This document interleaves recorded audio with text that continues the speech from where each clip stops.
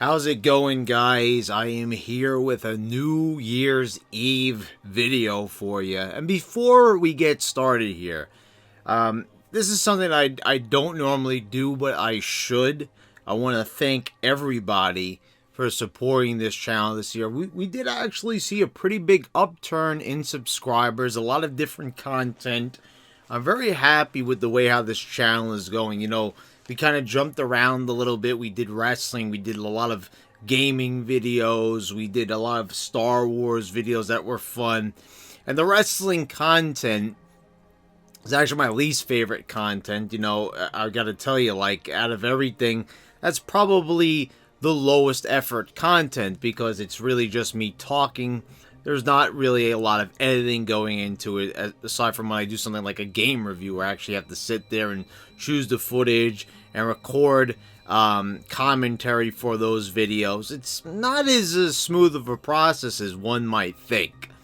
But anyway, we've got a wrestling video for you right now. And of course, we're going to be talking about the Rusev-Lana wedding that happened on Raw. So, you know, I watched that and only that, nothing else, because that's all I could really stand.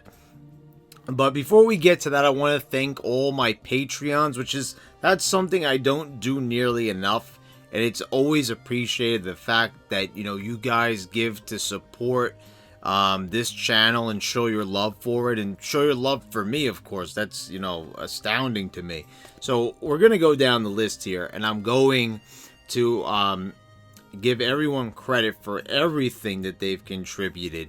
We've got Matthew Palmer, Matthew Carolina, we've got Paulie A. Fonte, Johnny D, and Chanberries, which, you know, 5 patrons, you know, but all their support goes a long way.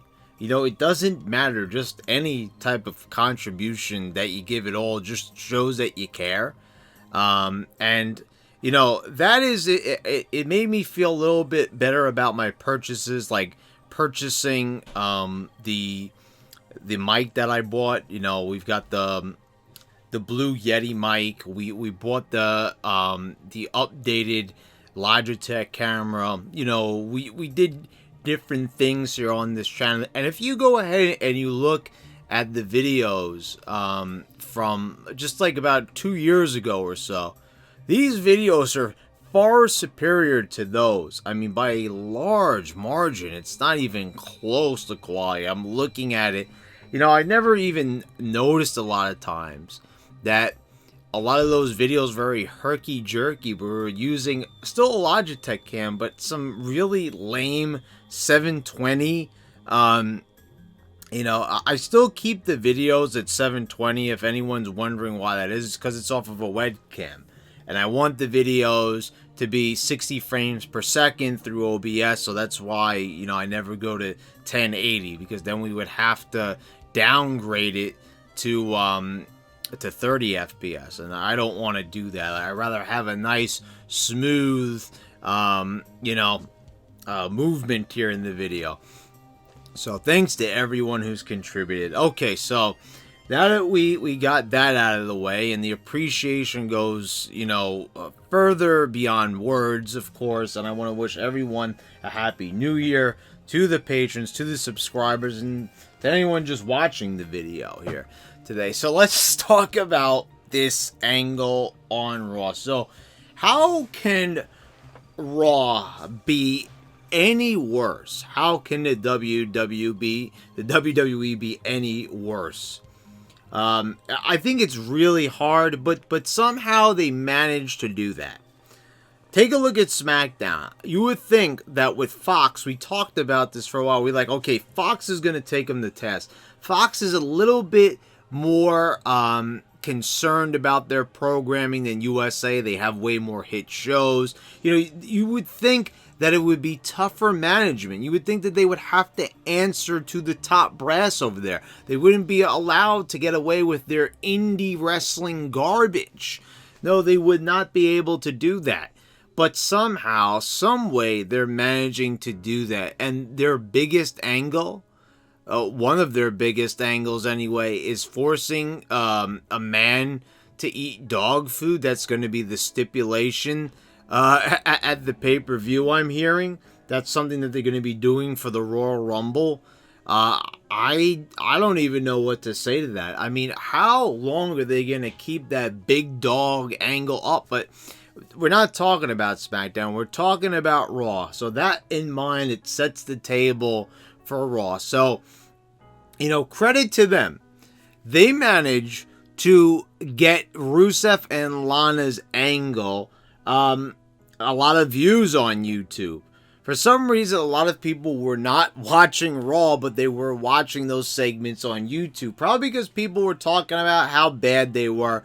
But needless to say, if it's bad or it's good, you're getting those views. People are watching that video. And those videos are like 5 minutes long. So, obviously they're probably watching the whole video. They're managing to retain that audience the whole way through. So whatever it is, they're clicking on it.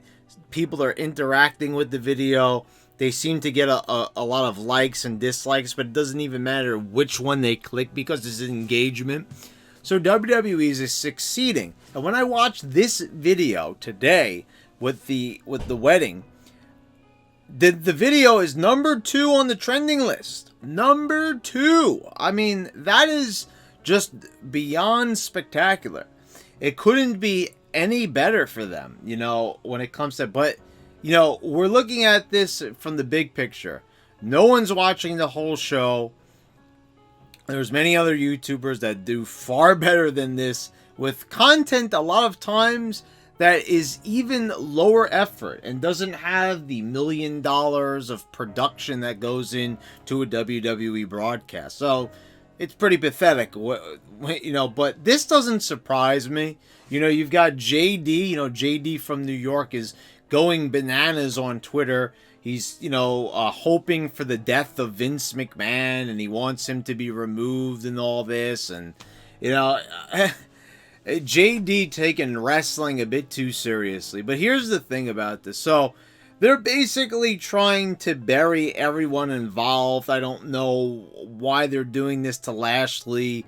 Lashley went with TNA. He worked for another company, so therefore he must pay. But, Lana and Rusev. Rusev won't resign. I don't know what Lana's deal is. So they're, Rusev is just kind of riding things out in the meantime. He doesn't want to be there. He had asked for his release. They wouldn't grant it. That's the story that's rumored to be true. And it sounds like it's true because why would they do this? Like, look at the whole career of Rusev.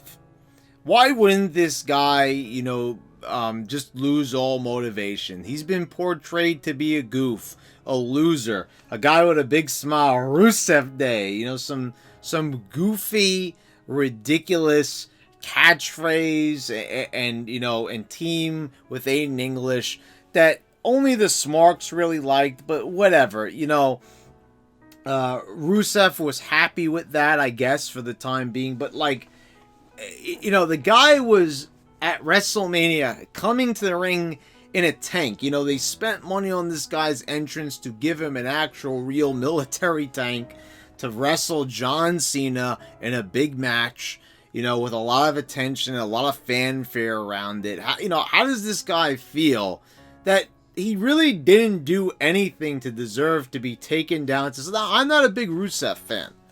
But, if you're going to invest that much into a guy, and he's pretty much just doing what you're telling him to do, and he's playing that role that you're giving him pretty well, I might add, why punish him? You should be punished. If this is not what you were looking for, then you should punish yourselves for giving him this character if that's not what you wanted. Now, that character of being the American hating, Russian, this is an old Nikolai Volkov routine. It's old, it's outdated, it's something, we're talking about the 80s. I mean, come on. Like, if they have to go back to stuff from the past, they've run out of ideas. They won't reach out to people like Vince Russo. It's really funny on a sidebar here, that everyone is saying that that Vince Russo is desperate. The whole thing that's going on with him and Cody Rhodes and him offering him some creative help over in AEW, and people are saying, oh, Russo's just looking for a job. Do you guys realize that every single company that Russo left when the ratings were at their highest, the minute he left, the ratings dropped? WWE, WCW, TNA. So, but Russo is responsible for all the ills in wrestling, even though he hasn't been involved for years. But notice how this is a wasteland of creativity. There's nothing there.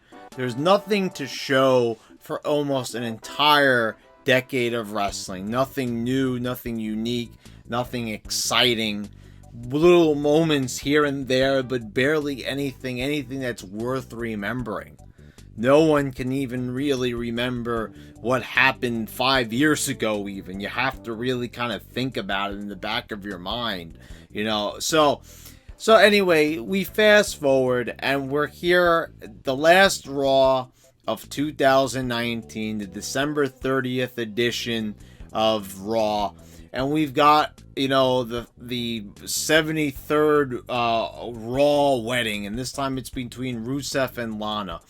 And this was the funniest, and funny in a bad way, storylines that they've had.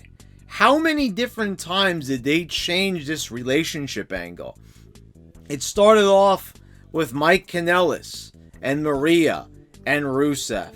And then all of a sudden they got Lana involved. And they just threw Mike Kanellis out of there at total random. And then they shoved in Bobby Lashley. And, we were pretty sure that this was a cuck angle. That one guy was the weak beta male and the other guy was the alpha. And it was obviously Mike Bennett, Mike Kanellis, who was going to be playing that role. And, Mike Kanellis was a guy who got in tremendous shape. I was looking at him on social media and his whole fitness journey, and it was very impressive.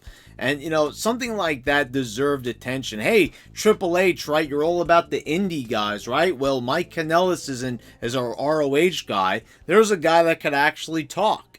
There's a guy that actually is in the fitness. Hey, Triple H, you're into fitness. Hey, remember what that time when you got on Chris Hero's case for not going to the gym?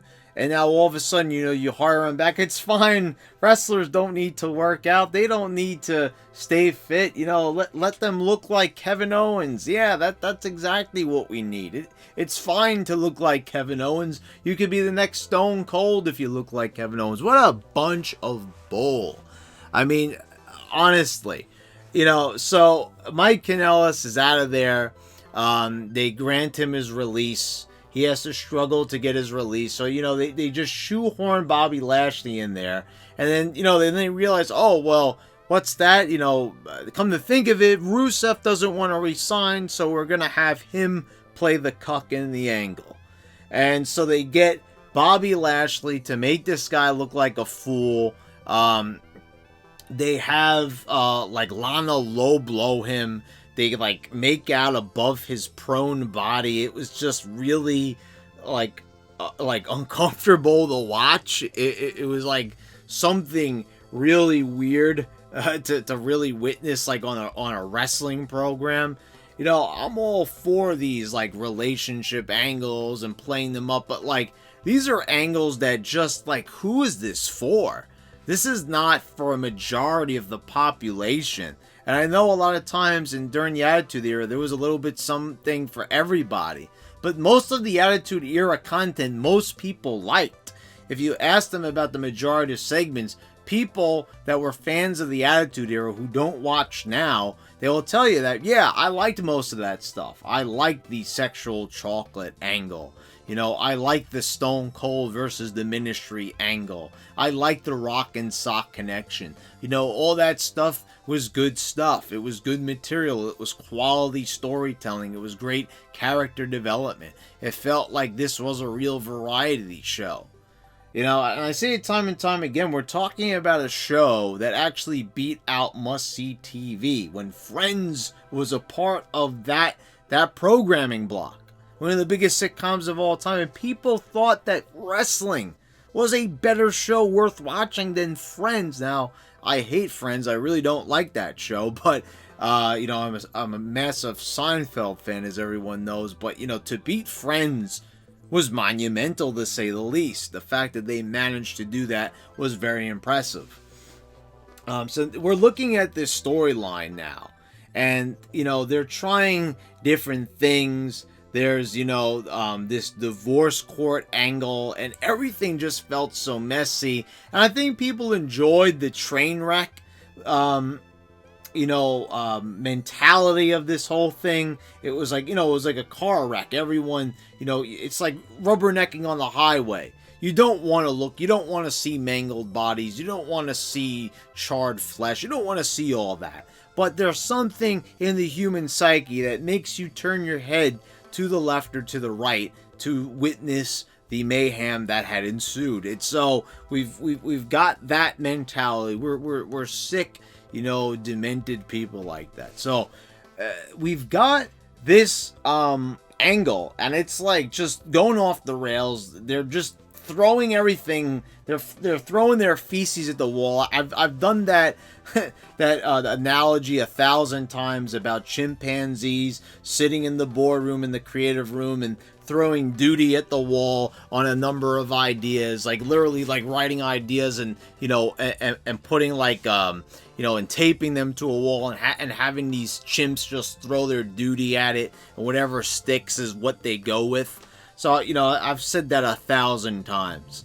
Now, that really applied to this angle. They really went with everything that they could think of.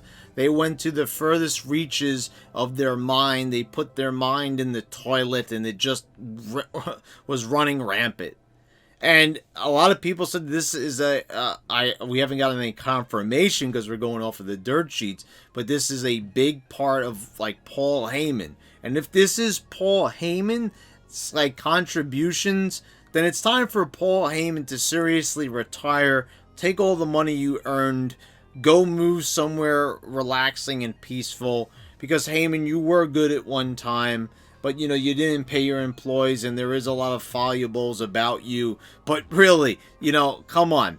If this is Heyman's doing, if he is the mastermind behind this angle, we have no way of proving that. Just like it's not fair because of all the people accusing Vince Russo of bad angles, that he had no responsibility for, you know, that you can't do the same thing and turn around and do it to Paul Heyman. But if he is responsible, then he deserves all the flack that he has coming to him.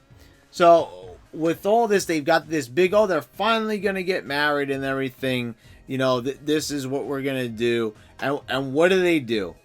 They get Liv Morgan in there, you know, after What Culture and all the dirt sheets say, oh, she's going to be part of the Firefly Funhouse, and she's going to be one of the Fireflies, or one of, you know, Wyatt's helpers and everything. And I thought, you know, if that is the truth, that might be a cool idea. You know, I could kind of see it. You know, Liv Morgan seems to really like the whole Harley Quinn psychotic gimmick. You know, she's an attractive girl. She would go good with Wyatt. And I was like, okay, that could be a cool idea. Have her be Sister Abigail. But no.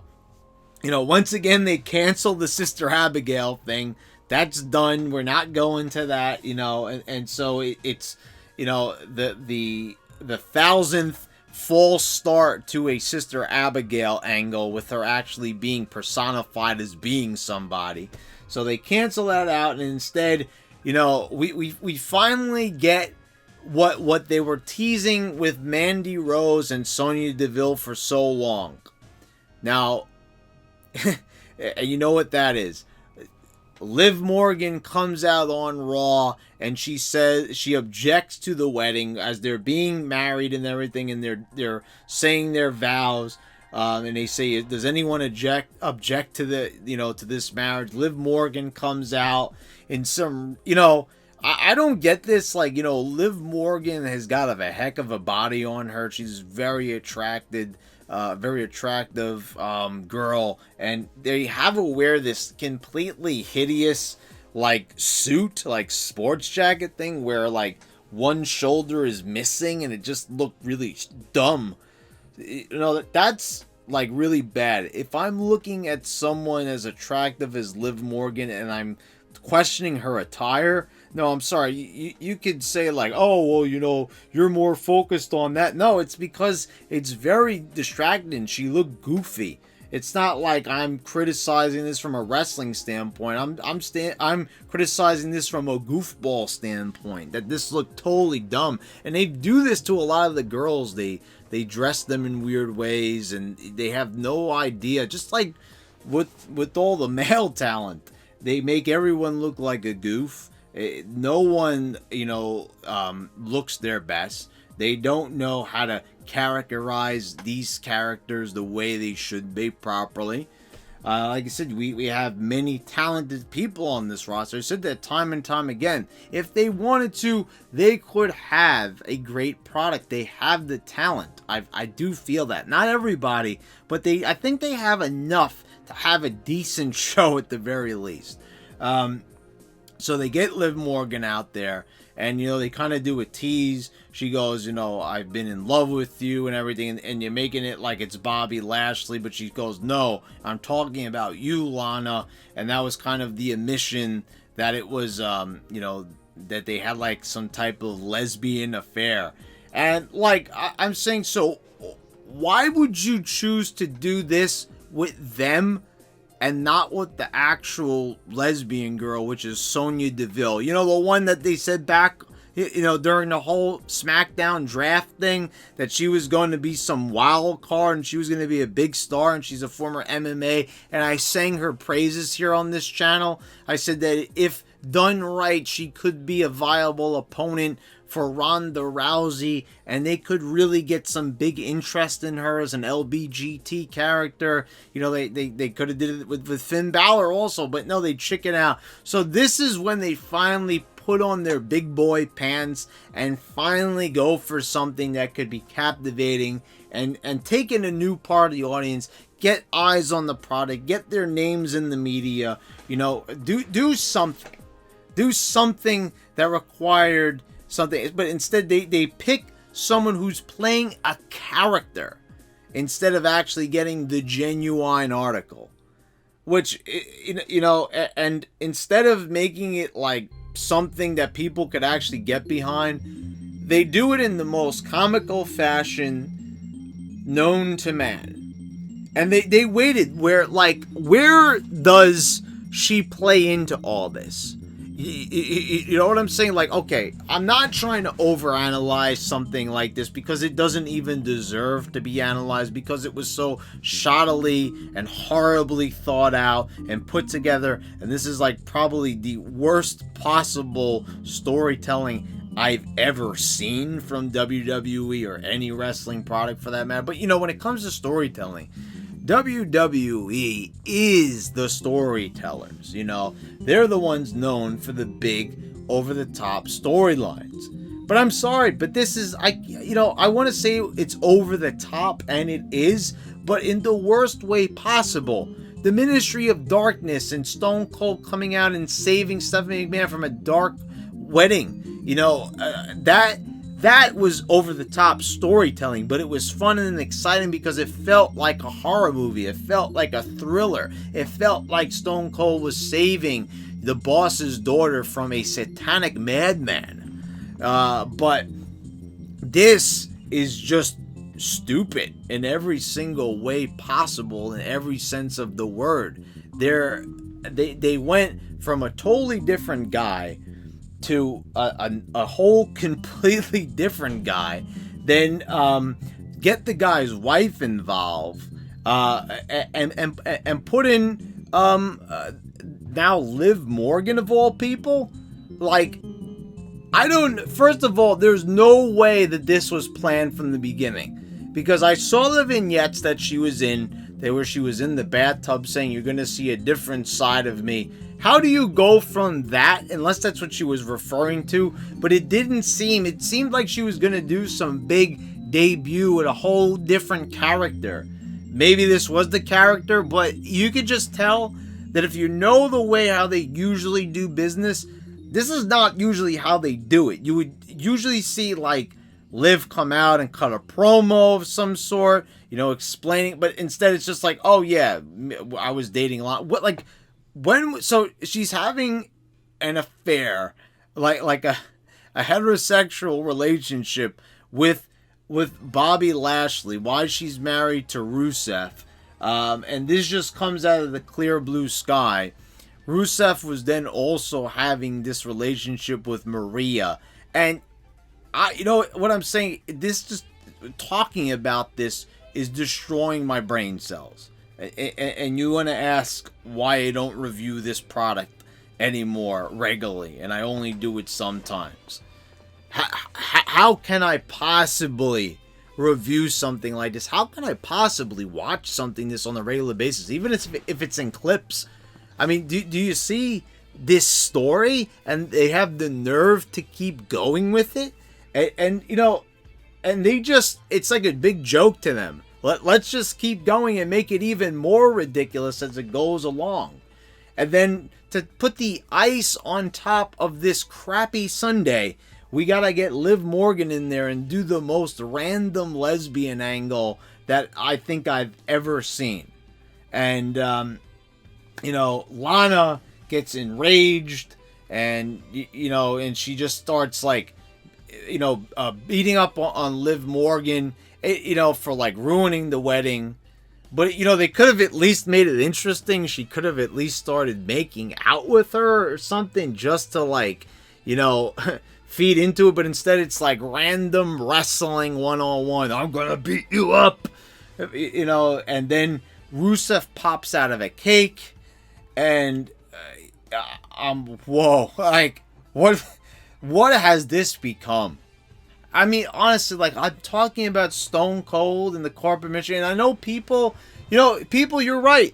Stop bringing up the Attitude Era. Stop bringing up the Ruthless Aggression Era, because that's in the past. Some of these things we're talking about are 20 years ago. Oh, even more than 20 years now. Now we're getting into the year 2000 is going to be 20 years ago. So we are about to see the best wrestling that we ever got, you know, happened 2 decades ago. So it's time to really, you know, step away from this and be like, okay, it's pretty obvious we're not going to get good quality programming from them anymore. They're not in business for that anymore. That's a very low priority for them. That we're not going to be getting the Attitude Era stuff. And you know what I love? I love that some people are actually saying that, oh, you guys said you wanted Attitude Era. Well, now you're getting Attitude Era and you're complaining about it. If you're viewing this as the same type of material that Vince Russo and Ed Ferrara and Vince McMahon on his best day gave us, and when the talent was actually, like, remember, the talent actually wanted to do those angles during the Attitude Era. Vince Russo actually sat down with those people and talked to them, and they actually wanted to do those angles. They wanted to portray these characters. They wanted to be involved in these storylines. It was good for business. It was good for their brand. It was good for the show. They made money. The WWE made money, and everyone was happy. So, but now, oh, it's the Attitude Era, and you guys obviously don't want. See, I feel like they do this on purpose because they don't want to put any effort into the show. So what are they? And they don't want to do Attitude Era stuff because it would offend people. So, you know, what's their excuse?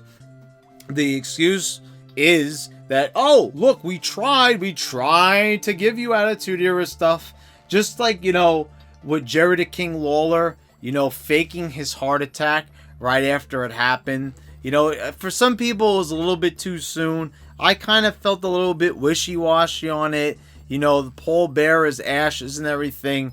You know, especially when they were trying to show that they were PG. I think it was more, you know, I don't know. Like, those things looking back on it, I guess they weren't that bad because they consented to it. But they probably shouldn't have went that far. You know, during the Attitude Era, you didn't see them do anything with Owen Hart's memory. I'm just saying, and we still had quality TV. I'm just going to say that.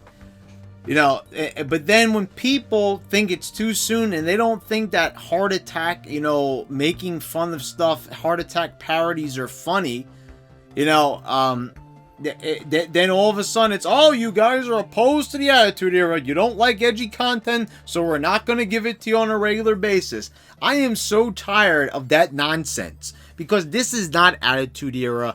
This is complete garbage. This is low effort nonsense. This is basically taking something like, you know, I could take something like this. Like, this is a remote control, but it's not really a remote control, because, you know, it's actually a rocket ship. And the rocket ship, you know, it shoots off into space and it travels to the moon, but the moon isn't actually a moon. It's actually a giant anus. And, you know, the remote control that's actually a rocket ship goes up into the moon that's actually an anus, and then it explodes, and then it gives life to a sixth galaxy, and the sixth galaxy contains a set of new planets, but those planets are not actually real planets. They're actually Wawas where you could go in and get coffee, but those, you know, you see, you could just, you know, you could just make up nonsense as you go along.